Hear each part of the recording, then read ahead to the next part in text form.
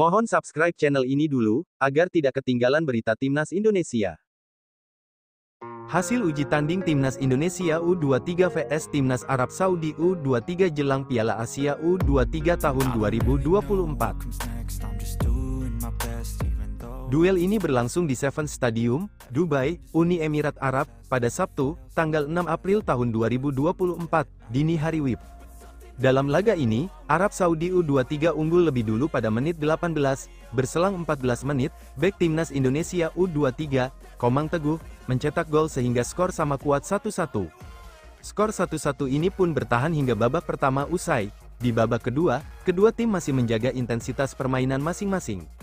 Hasilnya, Arab Saudi U23 mencetak gol kedua pada menit 58, sehingga membuat mereka kembali unggul 2-1 atas Timnas Indonesia U23.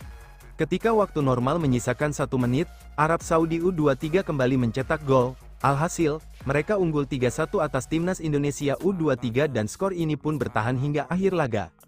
Laga ini bisa dibilang penting bagi Timnas Indonesia U23 jelang mengarungi Piala Asia U23 tahun 2024 Qatar pada tanggal 15 April hingga tanggal 3 Mei tahun 2024, sebab Timnas Indonesia U23 mendapat kesempatan bersua Arab Saudi U23 yang notabene kampiun Piala Asia U23 2022.